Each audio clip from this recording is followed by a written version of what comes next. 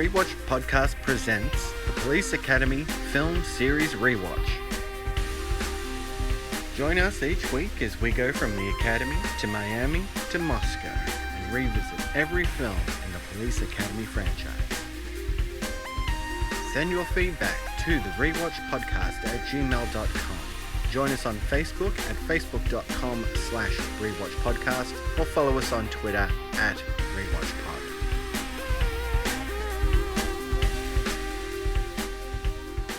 Today we're discussing Police Academy 5, Assignment Miami Beach. I love the title. It's good, isn't it? Starring Michael Winslow, Bubba Smith, George Gaines, David Graff, Leslie Easterbrook, Marion Ramsey, G.W. Bailey, Lance Kinsey, Janet Jones, Matt McCoy, Renee Auberjonois, I think it is. Auberjonois. Yeah, that kind of, yeah. Anyway. And Tab Thacker. Directed by Alan Meyerson. Welcome back to the Rewatch Podcast. I'm Cory, and I don't care who you are, butt wipe. And this is Nathan. You leave the swimming area now, mister. How's it going, Nathan? And just quickly, if you've seen the film, you know that line. Yes. You do. We'll get into it. We will get into it. How are you, mate? Yeah, I'm good, mate. How's your week been? The week's been good. Yeah, so you managed to squeeze in Police Academy 5 into your busy schedule. I did manage to squeeze in Police Academy 5 and started. What else did I start quickly? I started season 7 of Mad Men finally. I haven't watched a single episode of Mad Men. I like it, but Don Draper, it's a very depressing show. It's not very uplifting, that show. Yeah, although I have come to the conclusion that Mad Men is totally surrounded by the words "let's celebrate," and when they say "let's celebrate," they just get totally shit-faced. I thought you were going to say they all just get blowjobs. No, they do that as well, but that's all right. Anyway, we're not here to talk about Mad Men. No, we're here to talk about Police Academy 5, Assignment Miami Beach. So let's check out the trailer, right? Let's do it. They're back. Come on in and register. Jones. Hightower. Hooks. Back off, you turkeys! Callahan. Eyes left. House. Now, this old baby, it doesn't even break. It pulverizes. Tackleberry. Proctor. Harris. And Commandant Lazard. Their assignment? Miami Beach. And they're beside themselves with excitement. Get ready for Eric Lazar. This time, instead of making arrests, they're going to take one. He's thinking. But when ruthless criminals kidnap Lazard, his loyal force put their vacation on hold and become bent on revenge. Once they spring into action, man for man, tan for tan. Whoa, dork. They're the hottest force on the surf and sand. And they'll do whatever it takes, no matter how much it hurts. Shark! Help! Police Academy 5. Leave the swimming area now, mister. It's the best in fun and guns under the sun. Okay, so getting into some trivia. Yes. How about I start this week? Go for it. All right. So, Police Academy 5, Assignment Miami Beach. It's a bit of a mouthful, isn't it?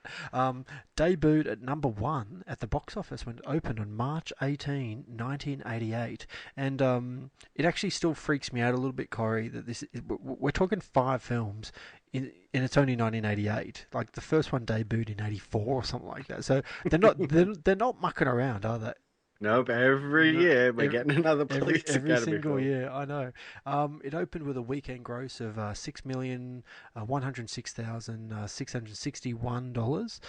It would go on to earn a domestic box office total of $19,500,000. The film actually faced very strong competition in early 1988. I might let you go through this list, Cory. What do you think? again, yeah, a very strong competition. Who Framed Roger Rabbit? A huge release. That was the mix of animation and live action. I mean, huge budget for Who Framed Roger Rabbit. And it was also Roger Zemeckis' follow-up to... Yeah. Well, I don't know if it was his direct follow-up, but it was certainly post Back to the Future, yeah? Yeah. I'm not too sure if Back to the Future 2 had come out at that point. I don't think it had. Well, I remember they did 2 and 3 back to back, so Yeah. it could have been, or I think this might have led up to Yeah, that's right. 2 Anyway. and 3. Coming to America. Yep. Big. Crocodile Dundee 2, which was highly anticipated. Crocodile Dundee was huge in the 80s, so the follow-up to that, massive release. And just quickly, Crocodile Dundee was like, for people that aren't in Australia, I don't think you really realise how big a film that was in Australia. Ginormous, one of the biggest box office grossest films of all time. And it did absolutely amazing business. Like, I'm talking Avatar kind of business. That's how big that film was in 1988. Huge. And America was going Australia crazy, and Crocodile Dundee was the reason for that. They just loved it, so massive release. Beetlejuice. A favourite. A big, massive breakout for Tim Burton. His follow-up to the Pee Wee Herman movie, if I remember. Yep. Pee Wee's Playhouse. Bull Durham. Biloxi Blues. I think that was massive. The Great Outdoors, Big Business, and Funny Farm, which it's a classic comedy, Funny Farm. Man, I'd go as far as to say probably out of those 10 films that you just mentioned, 4 or 5 of those are kind of classics. Like, bona fide, kind of happy to watch them as in to get off the mic right now and watch them straight away because they're that good. So Police Academy 5 came out during that period and kind of faced some pretty stiff competition, didn't it? Yeah, it's amazing that it opened at number 1. I think we've said it every week. It opened at number 1 for its weekend release, so they're not doing too bad. Police Academy 5. I suppose from the producer's point of view, it's the golden goose from their perspective, and the films. As we said before, there's not a lot of info out there regarding budgets, but they continue to make money, and they wouldn't make more of them if they weren't successful. So it's pretty interesting. Yeah, and I think the big thing here, of course, Steve Guttenberg has left. Yes, the franchise. I know. Which everybody goes on about it. Oh my God, Steve Guttenberg didn't come back for number 5, and he's gone now. He's not going to come back for any of the other films. And we kind of debated that really, outside of number 1, he really hasn't done that very much for 2, 3, and 4. And I've kind of read some conflicting reports as to why he left. I've read one that said Steve Guttenberg turned down the lead role and gave a firm no to any other Police Academy sequels that might turn up, and they did. He turned them all down. 2 decades later, he expressed in an interview that he actually regretted turning down the chance to star in the sequels and was among the main people trying to make another Police Academy film, which I kind of find interesting. But I also read another report that says Steve Guttenberg was unable to star in this film due to scheduling conflicts with filming 3 Men and a Baby, which in itself was a sizable hit at the time. Instead, the filmmakers decided to cast Matt McCoy as a new character. So it's kind of hard to know what to believe in that situation, but I suspect he kind of gave them a bit of a firm no. What do you think? Yeah, I think the fact that he was doing 3 Men and a Baby, I think Cocoon was probably around this time as well. Short Circuit. He was moving on to other things, so I could see why he would just say, "No, I'm done with Police Academy." And then, of course, they say that now he's petitioning to be make another Police Academy movie. Yeah, I know. Steve Guttenberg today, of course he wants to make another Police Academy movie. It's what he's known for. When people think Steve Guttenberg, they think Police Academy before anything else. Maybe Cocoon. Yeah, well, at the time, you're dead right, man. He was making Cocoon, and he did that in '85, and then Short Circuit in '86. Amazon Women on the Moon, which he played, is one of the. It's actually an earlier kind of Zucker Brothers kind of film. That one. It's actually quite good. If you haven't seen Amazon Women on the Moon, it's hilarious. It's like a skit-based comedy. It's by the same people that made the Kentucky Fried Movie. And it's actually quite good. And Steve Guttenberg, if I remember rightly, plays a pretty funny role in that. So yeah, I'd recommend checking that out. But yeah, he was playing. He did 3 Men and a Baby in '87, Cocoon: The Return in '88. So he wasn't opposed to doing a sequel, was he? No, definitely not. Oh, yeah, and then he did 3 Men and a Little Lady in 1990. So again, another sequel. Yeah. Had Steve Guttenberg agreed to appear in the movie, his character of Mahoney was to be promoted to lieutenant by the end of the film as well. So a bit of a progression. And let me just say right now, without giving too much of a spoiler away, somebody very important does get promoted to lieutenant at the end of this film, and it's not Mahoney. Yeah, I know. That's right. I guess it's the other person that you recognize in Police Academy. Yeah, exactly. Bobcat Goldthwait did not reprise his role as Zed due to not being able to come to a financial agreement with the producers. Because of this, the filmmakers actually believed that there was no point in bringing back Sweet Chuck without Zed. And so Tim Kazurinsky ended up not being involved either, which, in my mind, Cory, is a shame. But yeah, it is what it is. But it's funny because we said last week that Bobcat and Kazurinsky were brought on last minute because the guy who played Fackler was having a payment dispute. Yeah. And this time around, it's them saying, like, I guess we want more money or something like that. Like, I guess maybe Bobcat Goldthwait felt that because he came on and sort of, saved the day or something in that last movie and did such a good job that he felt maybe he had to get paid more to come back for another one. I also kind of suspect, too, that Bobcat Goldthwait maybe didn't want to get too typecast, possibly, so he probably upped his fee and kind of went, well, if you want me to be in this, I'll do it, but I want it to be for the right price, because the reality is, if I keep doing these movies, I will literally be remembered for, because, I mean, Bobcat Goldthwait, as much as he played the crazy, kind of kooky, crazy-voiced actor in these films, I'm pretty sure that's not his character off-screen. He's a pretty well-respected filmmaker these days, and I know he kind of did a lot of acting in his own right that wasn't playing this character, if you know what I mean. Yeah, as far as I know him these days, is as a director, and apparently his films are quite critically acclaimed. I haven't really sought them out or anything like that, so I can't really speak to it. But yeah, people seem to like the stuff he makes as a director. Yeah, he's very well considered, and from what I understand, you could certainly do a lot worse than watching one of his films. I should definitely seek some more of them out, truthfully, and kind of give them a chance, because for whatever reason, they just haven't kind of passed me by. I mean, truthfully, Cory, there's so much stuff to watch. You can't watch everything. Exactly. If you know what there's so much good stuff out there. So yeah, anyway. yeah. Maybe one day get around to checking out some of his stuff. And when you have to watch 7 Police Academy films in 7 weeks, it's hard to fit other stuff in. This is true. Yeah. Anyway, regarding his experience working on this film, Rene Auberjonois, I have no idea how to pronounce that. Now, I know it's a very French-looking name. Before I read this out, you do know who that actor is, don't you? Are you familiar with him? Yeah, he's in Deep Space Nine, right? Yes, he's Odo. Yeah. Odo. Odo in Deep Space Nine, the shapeshifter. Yeah. And he's a very integral figure. And truthfully, he's fantastic in it. He's really, he's really good.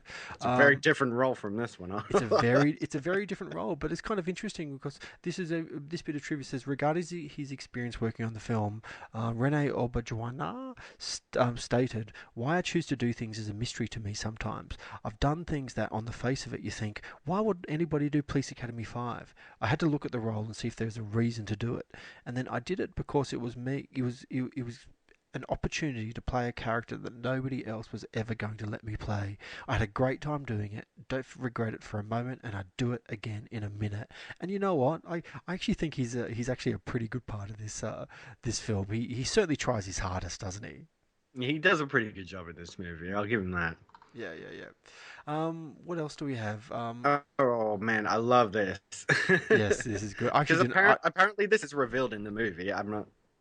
I think he. Oh, I think I might remember the scene that he used this, but apparently because Lassard is an avid golfer, which I think was set up in the last movie when he's hitting the golf balls around his office, his goldfish is apparently named Birdie. Yeah, I That's know. a direct reference to the fact that he likes golf. I did notice too that when he's walking along with his golf bag at the airport, that his club covers little goldfish as well. They love. I actually didn't notice that. Yeah, they just bring that along, you know. Wow, Like that's goldfish hilarious. thing. Get into. Yeah. So apparently during that scene when he's kind of walking through the airport, apparently he's kind of triggering out all those golf balls through a mechanism in his fingers. I think there's a button that he's putting in, and all the golf balls are kind of hitting the ground. So, anyway, when Actually, well, speaking of that, there are a few shots where you can see him pushing like a little lever on the side of his really, bag, yeah, to release the balls. wow, there you go, what else is this? Is the last time we see Officer House Conklin in the series. He only survived 2 films, man. Sorry, I had it on mute there, but I was laughing. Oh, that's all right. Yeah, 2 films. Nothing. I don't even know why he's in this movie, to tell you the truth, but whatever. Yeah, and like he's like a loved member of the team in this film, isn't he? Like he's No. he's a totally loved member. Like He's just become a police officer and he gets invited to this like ball. but he's not like he was a citizen on patrol, for God's sake. He was one of the guys with the hanging out with David Spade and all that kind of stuff. You know? Anyway, It makes just as much sense as Zed being a police officer. now this is we're getting to the end of the trivia. The movie script and some promotional materials actually lists Tony's full name as Tony Stark. The surname was actually edited out of the film after it was discovered by Warner Brothers executives that Tony Stark was a registered trademark owned by Marvel Comics for use in their Iron Man comics. So there you go. Well, there it is.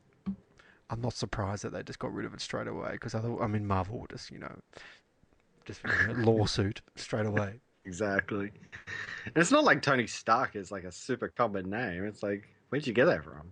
Yeah, and it's kind of weird too. There's actually there's a rapper out there from part of the Wu-Tang Clan named Ghostface Killer, and his alter ego is Tony Stark, and he's been releasing records under this he releases the album under Ghostface Killer, but his pseudonym as a rapper whilst he's rapping is Tony Stark, and it's like there's like 7 or 8 records of this, and I'm surprised that Marvel Comics has kind of let him get away with this for so long. I'm surprised they just didn't like pull the plug as soon as they heard and sort of said, dude, you need to stop this now, otherwise there's going to be trouble, Anyway. Well, there was that Stephen King movie as well. Damn, what was that Stephen King movie? With all the trucks. Maximum Overdrive. Oh my lord, there's a film I've never seen. The only Stephen King directed film. Have you actually seen it? Yeah, I have. And in that movie, there is a truck that is shipping toys, I guess. And on the front of it is a huge Green Goblin face. And whenever I watched it, I thought, wow, how'd they get the license to the Green Goblin in the front of that truck? It's very weird. Yeah. So, this weird stuff happens in movies sometimes. So there you go. So, for a Police Academy 5, there's a surprising amount of trivia, isn't there? Yes, indeed. Shall we get into our discussion of it? Yeah, I think we should. It's time. Let's do it. Let's do it. All right, so the film opens, and we have Harris and Proctor breaking into the office of Commissioner Hurst. Yes, right at the start. Yes, because he's trying to find something, anything, that can get Lassard out of the academy so he can take over. He's still going for it. He wants to be Commandant Harris at the academy. I know, he's just determined, isn't he? Yeah, and he finds what he's looking for. Yeah, and him and Proctor are like in that scene, like they're bumbling kind of fools. They're not the most covert kind of robbers in the world. I mean, I think they show up at like 3 a.m. and they don't really take into consideration the fact that there might be a janitor kind of walking around, and then out of nowhere, like I think that they hear someone kind of walking down, and doesn't Harris kind of tell him to kind of go away, and doesn't he kind of allude to the fact that maybe he lets the janitor think that there might be like a lady in there? Is that right? Yeah, exactly. They find a bra Yeah. in one of the drawers, and they're like, "Oh, Commissioner Hearst." So yeah, he holds that out to Bob the janitor, and he's like, "Oh, I understand, sir." It's actually a pretty good gag because he's like, "I really appreciate that, Bob," and then Proctor's like, "Yeah, thanks, Bob." And then Commissioner Hearst shows up to talk to Lassard or Harris or whoever it is, like a scene or two later, and says, "For some weird reason, my janitor quit." It is a pretty good gag. I like it. Yeah, it's not too bad. So Harris and the dim-witted Proctor are there to kind of find any reason to get Lassard out of the police academy, and much to their chagrin, they discover that he's due for mandatory retirement, which makes Harris a very happy camper. Because he realizes, right, this is it. Oh, I think doesn't he say something like, "Oh, this will have to find its way to the personnel office, and they'll have to kind of force his hand." And the next scene is some kind of I think there's an awful lot of scenes of Lassard being given awards and like rallies and all that kind of stuff in this film, isn't there? Yeah, but it's actually a graduation, right, at the academy. Yeah, that's exactly. So he's giving out, the new officers. They've graduated the academy. Mm. There's a weird part where this female officer gets like knocked into his groin. Yeah, that's right.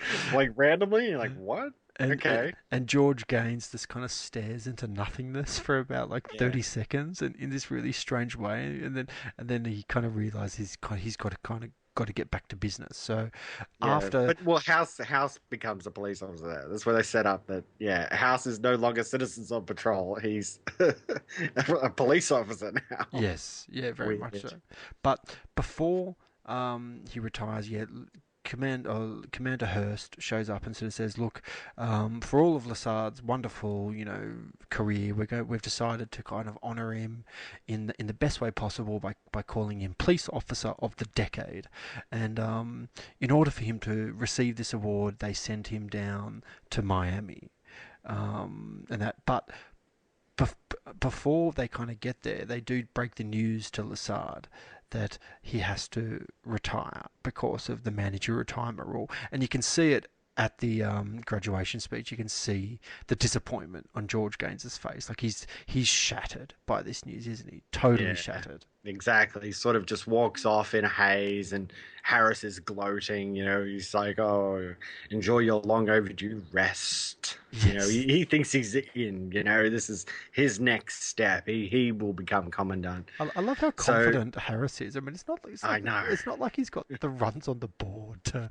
I mean, I think there's actually a scene later on in the film when the commander's actually talking to Harris, and he goes, "Well, don't think for a second just because you feel like you are the most qualified man, that means you are the most qualified man." And he kind of makes it clear to him that as much as he might be qualified, he doesn't have any respect of any of the graduates or the staff. Like everybody loathes him and doesn't want to be around him, and for that reason alone, he may not get the award. So in some ways, Harris in this film tries to redeem himself in a small way, even though he fails miserably. But he says he's going to, but he once they're in Miami, he really does nothing to try and get their respect.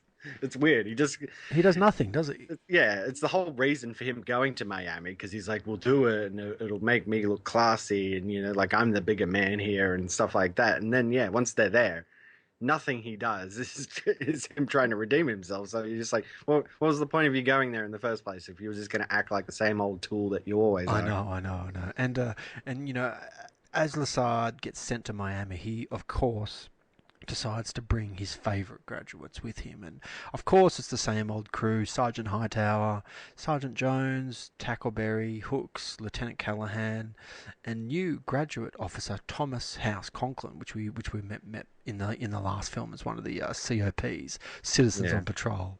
Well, and at the same time, because Mahoney's not around, they don't even mention that Mahoney's not there. But he doesn't even. They don't even slightly mention him, do they? No. So Lassard has to mention, my nephew is a police officer in Miami, so we'll get to meet him when we're there as well. That's exactly right.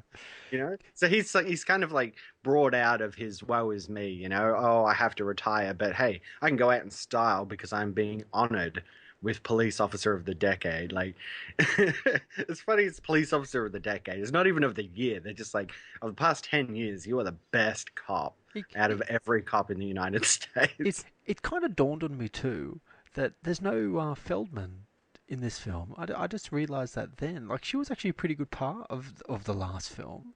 Certainly one of the better parts. They're going to have her graduate as a cop as well as House. I don't know. If they could have House Conklin graduate, then they can have her too, you know? Well, they were in Florida. They could have said, like, she retired to Florida or something, so she shows up. And the other thing that's a bit unclear too is that are they there just to celebrate with Lassard, or are they there to work? It's unclear what they're there, because for 2/3 of this film, it's party time, isn't it? Exactly. It's funny, though, because it's like we say, like, for some reason, our House is a cop as well, so he's there. And when Lassard's going on about, like, oh, I'd feel so good if, like, all my favorite graduates would come with me, and House is like, we'll do it, sir, but only for you. Yeah, you know? that's right. Like, do you even know each other? Like, do you have a history at all? You know? Yeah, exactly. Like, why are you talking right now, House? They just keep staring at each other. We've got to do something. I know how you feel, sir. I was ready to toss in the towel, too. But then I met a man who changed my life. That man was you, sir. He said, take what you have, however little, and do your best with it. Never quit. Never lose hope. That's the Lassard I knew. And where is that Lassard now? Right here. Gad, you're right. I was feeling sorry for myself. But no more. I'm still being honored at the National Police Chiefs Convention in Miami Beach. Affirmative, sir. Go there. Head held high. God, sir. It will be my finest hour. That's the spirit, sir. Good shot. It would make my crowning moment only greater if my loyal graduates could be there to share it with me. Miami Beach? All that surf, sun, and fun? Then you can meet Nick, my nephew. He's a policeman in Miami Beach. We'll do it, sir, but only for you. You have all given me new hope. That's way to go, sir. I cannot stay. And I'll go out in style. Miami Beach. Get ready. Get ready for Eric Lassard!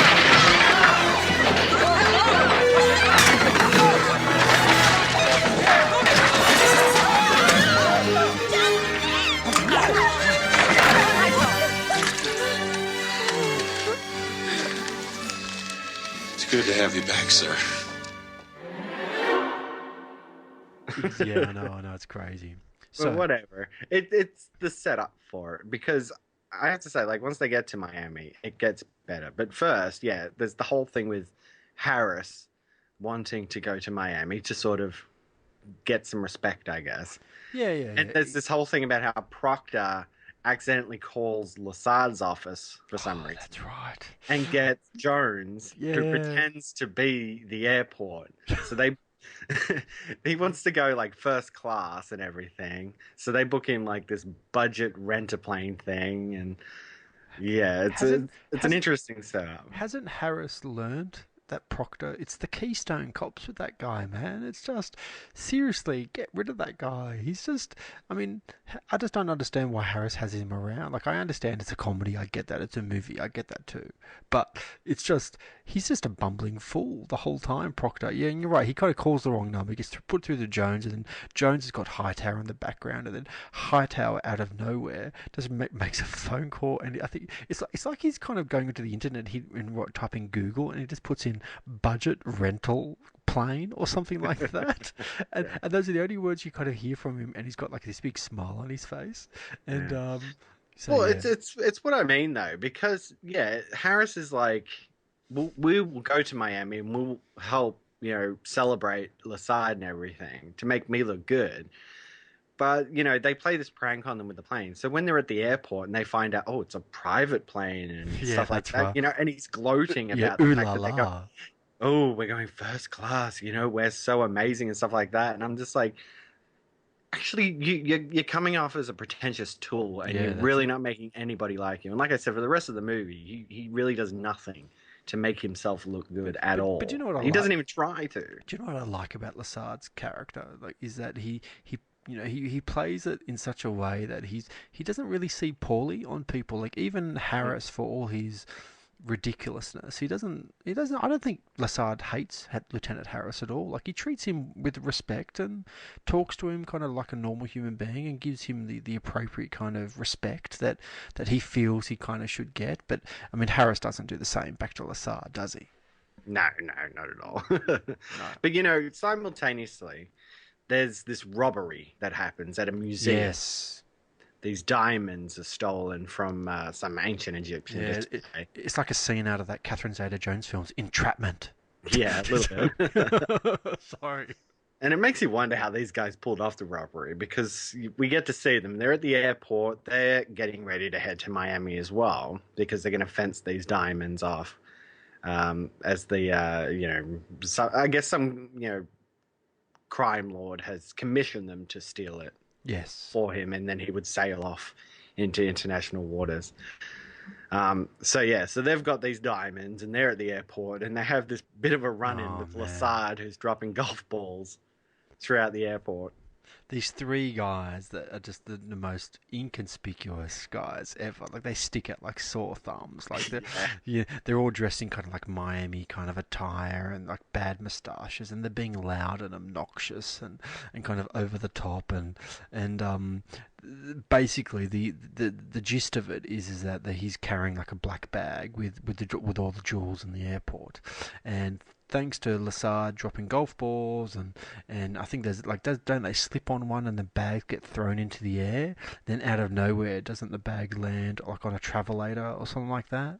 And next to Lasard's, and of course Lasard picks up the wrong bag as he goes to jump on his plane, and like, stupidly they only realise, like, the next day when they show up at the dock and they speak to Fat Tony and sorry, that's a Simpsons reference, I should say. and if you cliched mobster number 2. Yeah, that's exactly right. Fat Tony. Sorry, I shouldn't say that. They only realise that they've got the wrong bag there, and then I would have thought at some point, if you're carrying such important cargo, you would have unzipped it just to have a quick look to make sure everything was okay. Yeah. Yeah. Well, the fact that Lasard's goldfish is in the bag, yes. I think it's a funny gag. They keep pulling out this goldfish thing. So the fact that he actually like packed his goldfish in his bag and like the water doesn't splash anywhere, like it makes no sense. It makes no sense that he would be able to carry the goldfish like that, but whatever. I go with it. I think it's funny. I reckon this is probably one of the best goldfish gags of all time. I don't think it's been done like this before. I mean, it's 5 films of goldfish gags. I mean, I think it peaked in Police Academy 3, like where they were really pushing the goldfish gags every 5 seconds. Yeah. Like from the point where Lasard would be at the top of thing, and we spoke about this in a previous episode, where he'd like drop it, and Mahoney was like underneath, and he'd just catch it out of nowhere. Thanks, Mahoney. Yeah, it's I have to say, I love that George Gaines is in this movie. Like he's like a lead player in this movie. He's a lead character for sure. Whereas the other ones, he was just very sort of drop in for a scene here and there, and that's it. Oh man, he's front and center in this film, and he's definitely got more lines in the script and whatnot. And I think the film is kind of much better off for it. Like, and you know what? So I like this film. I didn't love it, but I liked it. So yeah, and I think a lot of it is kind of down to George Gaines' portrayal of Lieutenant Lasard, and I think you kind of brought up a good point where you sort of said the film kind of comes alive a little bit when they actually get to Miami, because out of all of the Police Academy films, I think this has the best realised storyline outside of the Police Academy, if you know what I mean. Yeah. Well, before we even get to Miami, what did you think of the stuff on the plane ride over? Oh, I actually thought that went on for a long time. It did actually. Was it just me? Like, if that was any other film, that would have been like 30 seconds of the film. This went on for 3 or 4 minutes of gags and stuff. If I remember, I can't even remember exactly what happened on there. Like, there was a whole series of stuff that happened. Like, Hooks is next to a guy who's smoking. Yes. Back in the day when you could smoke on a plane, and he won't put it out, so she gets out the fire extinguisher on him. Yeah, that's right. And doesn't Jones get up to something? He uses these sound effects to make it look like he shaves Commissioner Hearst's hair off. Yes. Pop his brain out or something. I don't know. I know. Weird. House goes to the other side of the plane to speak to Hightower. Oh, that's right. And it all tilts. The plane tilts. They do a weight gag, don't they? Yeah, exactly. He gets back. They make him get back to his seat because the food is coming out. Oh my god. Callahan even has a thing with like 2 kids staring down at tits. Oh my lord, that's true. Eyes front. Man, seriously, for 5 films now, there's been a lot of gags about Callahan's tits, hasn't there? That's true. But yeah, we get to Miami, and I think this is where it really takes off. I just love the aesthetic of it. It's just, I don't know. Whenever I think of like cliched 80s stuff, I think of all the things that happen in Miami during this movie, because it goes like 80s to the max, doesn't it? Oh man, it does it ever. Like from everything they do on the beach and the way they're kind of partying and the music and the clothes and you name, just there's everything about it is just like, well, let's face it, man, it is 1988. The Seoul Olympics was just about to start. You know what I mean? So it is kind of one of those things. So yeah. Yeah, but it is. I don't know. I just love the tone of it once they're in Miami.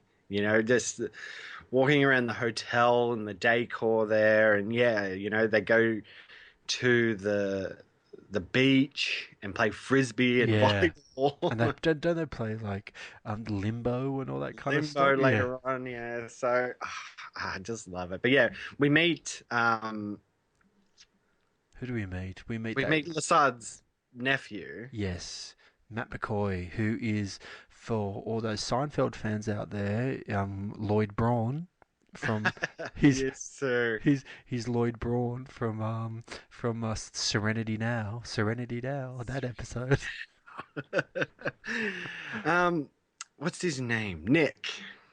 Yeah. Nick. So he's our Mahoney replacement, pretty much. Like, it's hard to get around. They had to put somebody else in to fill Mahoney's shoes since Gutenberg wasn't coming back, so we've got Nick. How do you think Nick went?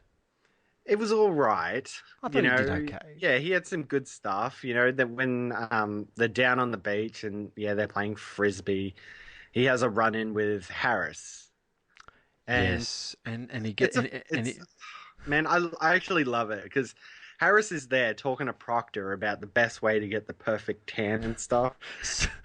Some guy standing in my sun, that kind of stuff. Yeah. And of course, he's like cordial towards Harris. He's I didn't get a chance to meet you at the airport or anything.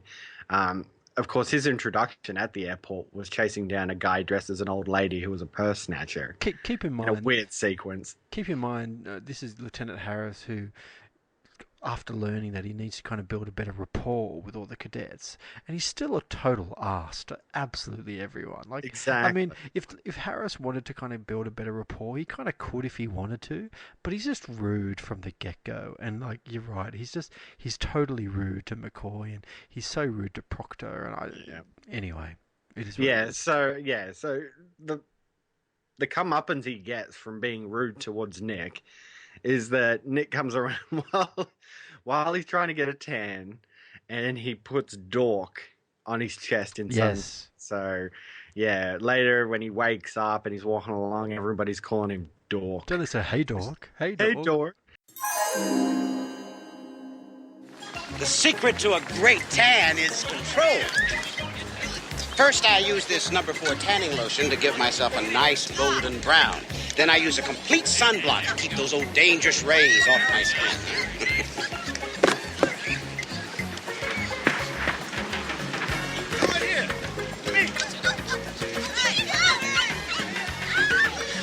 some dickhead is standing in my son. Oh, Captain Harris, hey, I didn't see you there.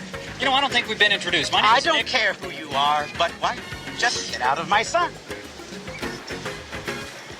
Butt wipe? Scram, sleazeball. Okay, fine. Butt wipe, huh? Haven't heard that in a while. That was great, sir. Proctor. Yes, sir. Now you're in my son. Yeah, and then he walks up to the, because Lassard's there with the mayor and the Miami commissioner and stuff. Because all the people on this beach are really, really rude, and they're like, "Oh, we're sorry to hear that, Captain Dork." So yeah, he's just having a terrible time, of course. And... Oh my god, a lot of stuff's happened to Captain Harris over the series, hasn't it? I mean, didn't he fly into the arse of a horse in a previous film?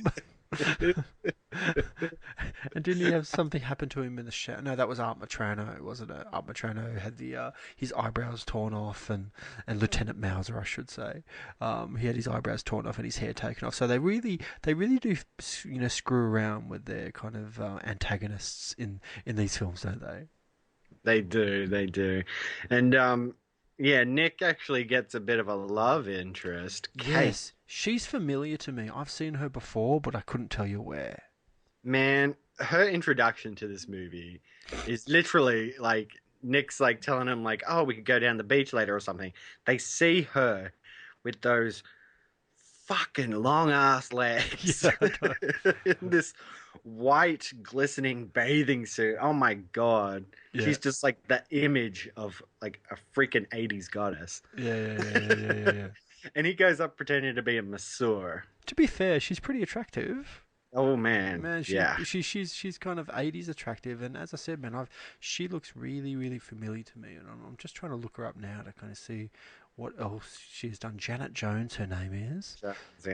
Janet Jones, and yeah, she was in A League of Their Own and The Beastmaster. She's still acting today in various kind of things, but she hasn't kind of done a hell of a lot. Not heaps. Like 1988, Police Academy 5, A League of Their Own 92.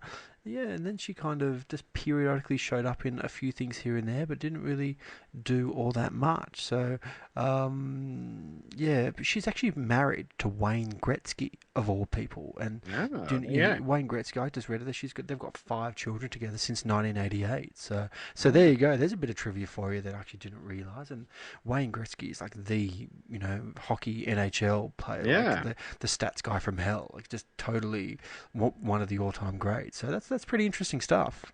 Yeah, for sure.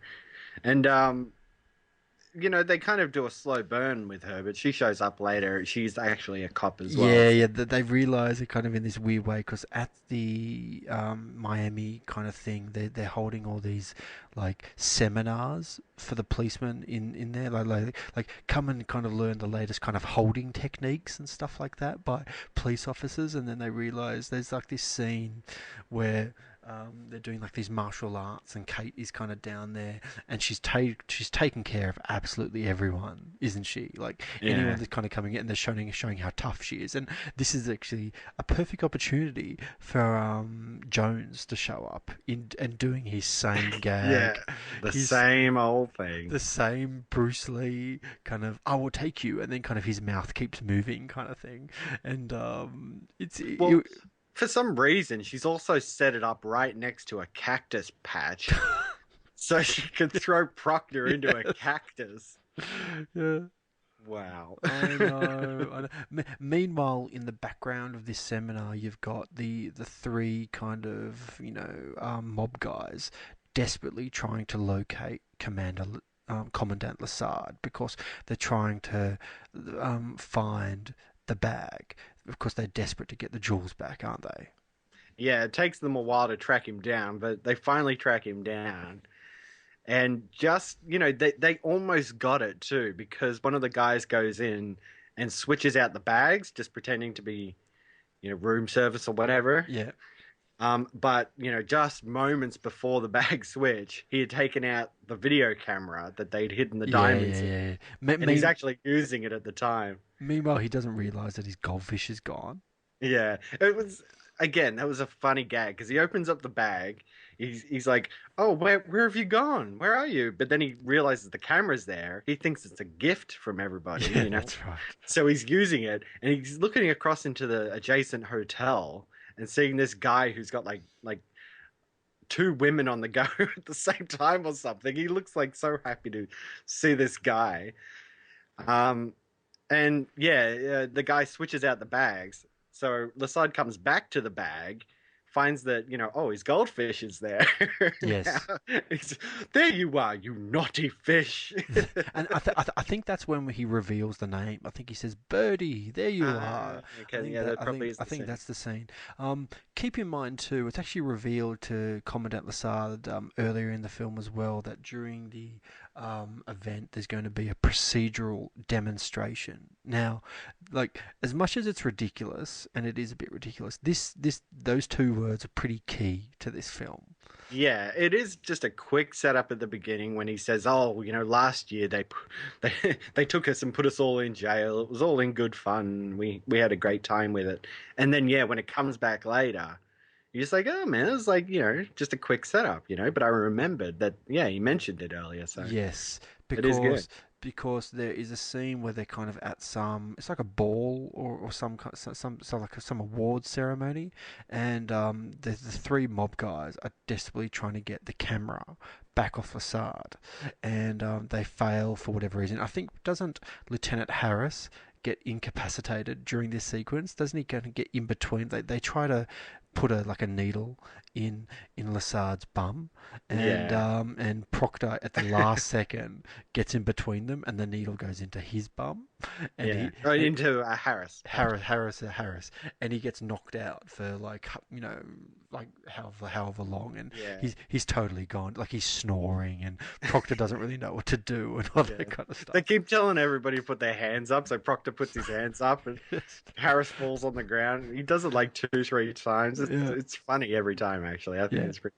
Well, they put Harris through a lot in this movie. I mean, even earlier when they were like limboing, he does this thing where he tries to chat up a girl. Oh, yeah, we haven't mentioned star that. sign thing. Yeah, and he totally stuffs it up, doesn't he? Because Proctor. What's going on there? He sets his head on fire or something, and then he tries to put it out by throwing an alcoholic drink on it.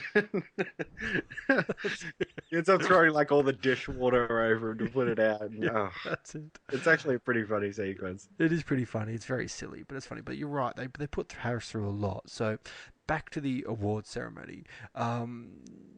After the 3 mobsters try to get the camera back off Lasard, they fail, and then the lead guy, Tony, who's the guy from Star Trek, he just point blank goes up to him and says, "I really need you to give me my camera back." Yeah, he's just done. He's just give me the camera. Just give me the camera back. I need it. It has to be done. And then Lasard kind of gets a little irritated by it, and then out of nowhere, Nick pulls a gun on Lasard and actually decides the best options to kidnap him, don't they? Yeah. He makes a bit of a scene because he makes a grab for the camera. It breaks open and all the jewels go flying out. So yes, he's got no choice but to take Lasard hostage, and of course there's police everywhere. So Lasard, thinking that this is the police procedural demonstration, yeah, that's right. And offers to take them up to his penthouse because he thinks that'll be a good stronghold. What are those? Diamonds! You broke my camera! Diamonds! All right. Nobody move. The new man is history. Boss? All right. I want to see hands in the air. Everybody's hands up. Now. Hands up! Pick him up. I want everybody where I can see them. Get the diamonds. Oh, I see. A police procedure demonstration. A kidnapping. How original. Oh, I am honored. Shut up, old man. Yes, of course. I'm sorry. Now, we make for the elevator. Anybody gets stupid, he gets filled full of holes. Police, freeze! Cover me up top. Let's go. All right, release your hostage, put your weapons on the ground, and slowly put your hands in the air. Well said. That's my nephew. Shut up, old man. Okay, mister, hands up! Hi. Nobody's gonna shoot. Not while I got Grandpa here. Right, Junior? Not have anything happen. Out! Sugar, get in the elevator. Hey, nobody move! He's bluffing. Yeah, and he plays it in such a way that every time the mobsters try to come up with a suggestion, he actually corrects them. He says she looks at them and goes, "Oh, gee, I wouldn't do that. Like that's not a good plan. If I was you, I'd go up to the penthouse. You could secure that area a lot better." Yeah, he's like, "Oh, we need a car out the back. With the roof so accessible, I'd ask for a helicopter." Yeah, that's exactly right. and like he plays it for truth, and it's very funny the way he kind of gets it presented, and it actually turns out that the mobsters and Lassard actually build up quite a rapport. Yeah. It's good. It's good when they're really trying to formulate that plan. Yeah. And Lassard sort of keeps giving them tips, and then all of a sudden Lassard's just like, "Uh-oh," and they're like, What is it? I have to go to the little boys' room. Yeah, this isn't a kindergarten." Yeah, that's actually, and then one of the mobsters goes, "Please, boss, please let him go."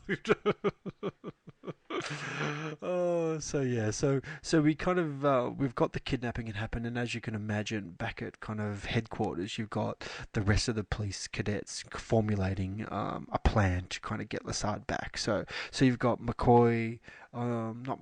I should say, Hightower, Hooks, Tackleberry, all kind of formulating what to do, and they end up trying to like attack the room kind of thing, don't they? Like they try and go through the floors and kind of attack the room, kind of Die Hard style. And when they break into the room, there's actually nobody there, and they realise that Harris has actually given them the wrong information, and didn't tell them that wouldn't be the room, that they're actually on the roof, because Harris and Proctor want to get the glory for rescuing Commandant Lassard, so he and Proctor would get promoted to his position once Lassard's enforced promotion kind of ensues. So they're standing on the roof, and I think they're like above a door or something like that, and Lassard and the mobsters all kind of come out ready to jump on the helicopter, and Harris and Proctor actually capture them, don't they, for a brief moment?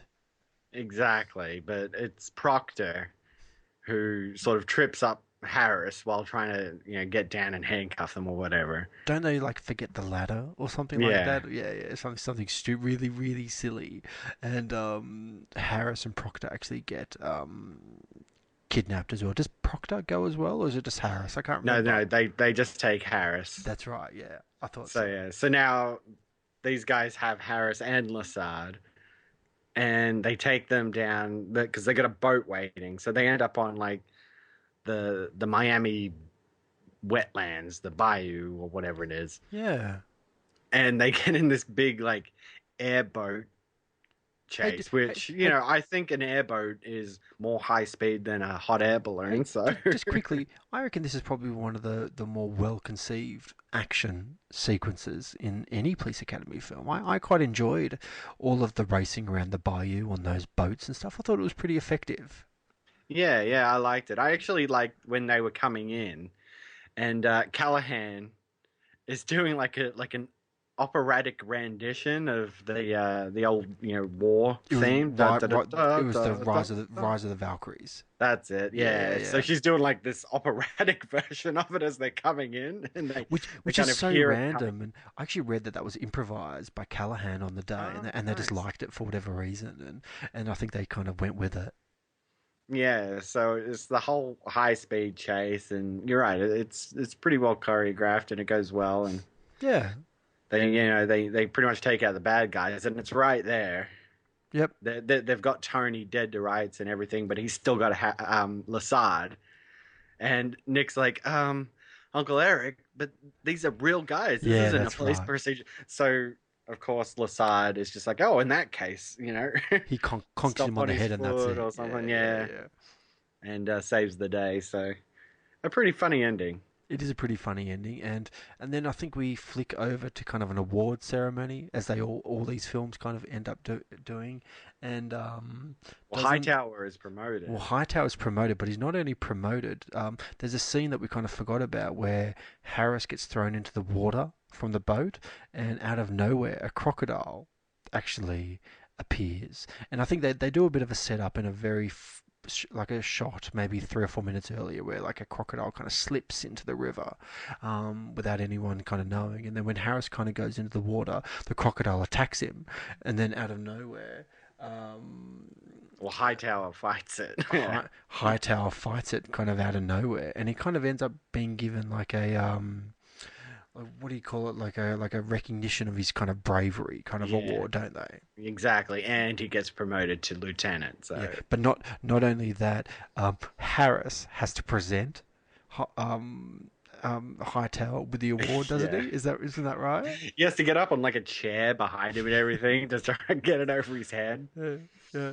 It's pretty funny. And of course, and then they throw out that Lassard is still a pretty good cop, apparently. Yep. So if he doesn't want to retire, we're not going to make him. Yeah, and they basically point that out, and so all of Harris's kind of plans have been thwarted, and Hightower's been promoted, and Lassard's job has been saved. So I'm assuming we're going to be seeing him in Police Academy 6.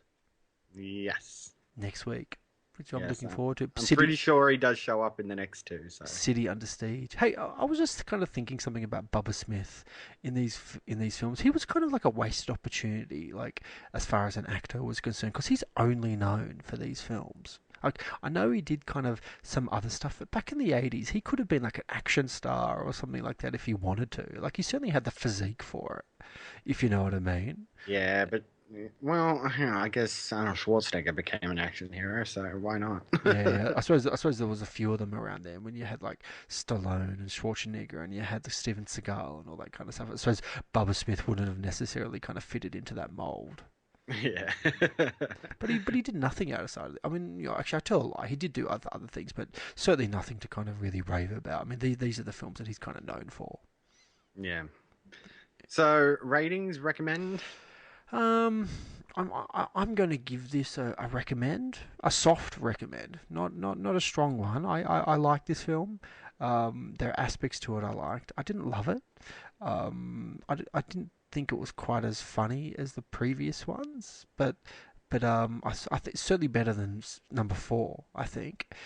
So for me, if I had to rate the films, probably number 3 is my favourite, number 1 is my second, probably 5 is my third, and then kind of probably 4 and then 2. Number 2 is definitely the bottom of the list for me so far. Alright, so rating? I'm going to give it 6 tackleberries out of 10. Still sticking with the tackleberries. We kind of even skipped over him in this movie, didn't we? We didn't even talk about him at all, and of course he's got nothing to do, just like Hooks has nothing to do, and Jones has nothing to do. And Tackleberry at least got that scene where he was hogging all the guns. Truthfully, man, I would have been happy if this movie was just Lassard in Miami, because he's great in this film. Like his character is strong enough to kind of support a whole film. The rest of them, they're fine, but they just don't have a lot to do. And when they recycle the old gags, it becomes a bit like same old. Like here's Jones doing the sound effects thing, like the horse sound with Lieutenant Harris again. And doesn't he teach a bird how to say dork or something like that? yeah. Little things like that. But anyway, Tack's still got a couple of things. Though. Yeah, he does. Hogging the guns, the Jaws thing. Yeah, isn't there a scene too where Tackleberry goes crazy at like some kind of rifle range where he's shooting like mad, and doesn't Lieutenant Callahan have to like calm him down? Like, like he doesn't want to give up the guns, and he's like, man, you've got to share the guns with everyone else. He goes, no, I don't want to share the guns. They're mine. Yeah. And then Jaws shows up, so he puts a gun to his head. Yes. That's exactly right. Yeah. So what about you? Would you give this a recommend? I give this one a strong recommend, actually. Nice. I still think number 1 is probably my favorite, but I think this is a runner up for me. I like just the craziness of it. We spend so much time at the academy, that it was nice to sort of have this new setting of Miami. And I just love the idea of that and the 80s-ness of it. Yes. I love the style and everything. I thought it was a good story. We had more Assad, which was fantastic. Yes. And the side thing of the jewel robbers and everything. Yeah. I just thought it all worked really well together. And yeah, Man, I thought it was fantastic. You thought we were going to be far apart on this film. I thought we were. I thought you might not like this because, yeah, it is. It's Police Academy 5, for Christ's sake. Yeah. You know what? I just think taking it to Miami, it just sort of injected it with something a bit fresher. And Well, I think I mentioned to you in the last film, I said, well, now that Mahoney has gone, we can kind of move away from that and actually get to know some of the newer kind of characters a little bit more. And I don't know if they really achieved that all that much in this film. Like, I really do believe those characters have been left to the side a touch. But you're right, man. They do step outside the boundaries of what the Police Academy films have been so far, which is essentially kind of academy-based, new recruits with this kind of weird kind of action set piece for the last 15 minutes of the film that doesn't really make a lot of sense. Where this film, like, for an hour, it's basically the end of the film. Like, as soon as you realise the bags have been mixed up and those three mobsters kind of get involved, because they're a big part of this film. They're not like a 10-minute section at the end. They're there for an hour, man, trying to find Lassard, and then you've got this whole story kind of unfolding. And when they do kind of find him, you kind of trying to work out how to get the diamonds back. Then they kidnap him, then they get caught, and blah blah blah blah blah. But it's kind of like a well kind of told story, which I didn't mind, and it's kind of nice to have a couple of gags in there. As I said, like, maybe it wasn't as funny as the previous ones, but I still got a few laughs, definitely. yeah, it's a strong recommend from me. I'm going to give it 8.5 poolside masseurs. Poolside masseurs. I forgot about that. Oh my god. No, I have a great time with this. And you know, if I'm going to watch Police Academy, it'll either be the first one or I'll chuck this one in. You know, if I'm just going to casually watch it and I haven't seen them in a while. I just think this one's a good little laugh, you know, and a well done script. This is the second time you've watched this series in the last 18 months. Yeah. Okay. So, Anyway, all right. So, yes. yeah, just want to remind everybody that we do have a feedback section, our Citizens on Patrol section. Citizens on Patrol. So if you want to send us any of your thoughts on any of the Police Academy movies as we're talking about them, feel free to shoot us an email and stuff. We'll be giving out our info in just a little bit. Just to tell us if you agree with us or not. Yeah. We'd love to know if you're with us, liking these films or disliking these films. I could see people going either way, truthfully, on a lot of these movies, and we're doing our best to review them as best we can. Yeah. So let's play another little game of Who Said This? Let's do it. You ready? Okay, ready? 3, 2, 1, go. Some dickhead is standing in my sun. He's so rude in this film, isn't he? Without giving the game away who this character was, this character is routinely rude for the whole film. He actually takes it up a notch, I think, in this film. Anyway. Yeah, so if you think you know who said that, feel free to reach out on any of our social media. If you're on Twitter, use the hashtag #RewatchQuote, and let us know if you know who said that. So what's next week, mate? Okay, so next week is Police Academy 6, City Under Siege. So pull your box set out, pull your DVD out, and let's watch. Yeah, looking forward to it. So that's it for this episode of the Rewatch Podcast. Keep up with listener interaction by joining our Facebook page at facebook.com/Rewatch Podcast. Follow the show on Twitter at RewatchPod and visit our webpage rewatchpodcast.podomatic.com. And you can always write us an email or record a voice message and send it to the rewatchpodcast@gmail.com. Also, if you've enjoyed the show, please consider giving us a rate and review on iTunes. It's always very helpful, helps people find the show and build listener interaction. And you can help support all the great work we do here at the Rewatch Podcast by heading over to patreon.com/rewatchpodcast and make a monthly contribution as little as $1. Because, we're really getting into our series reviews. We did the Star Trek one last year. And, doing Police Academy now. We have plans for more film series as we go along. When you actually think about it, with Sliders, Star Trek, Galaxy Quest, and Police Academy, I think you're kind of hitting towards 50, 60 episodes, aren't you? Yeah, man, we're getting right up there. Yeah. And, of course, after we wrap up Sliders in just a few more episodes, we'll be delving into Lois and Clark, The New Adventures of Superman. That's right. So there's a lot of good content there, and mate, it's all free. Absolutely. I know. If you could spare $1 a month, just $1, it helps out a lot. It really does. Anyway, all right. Well, Until next time. Yeah. Yeah. Thanks for joining me. Thank you, mate. Thanks for watching Police Academy 5 again, and I look forward to seeing you next week. Yeah, absolutely. So I'll just say until next time, I just love it when a strange man puts his hands on me. And I'm so sorry to hear that, Captain Dork. See you next week. The Rewatch Podcast is not associated with the copyright holders of these films, and no copyright infringement is intended. The use of any and all copyrighted material is only for parody, news analysis, critique, or educational purposes as provided in Title 17, aka Fair Use. Music provided by Kevin MacLeod at incompetech.com. Copyright 2016, The Rewatch Podcast.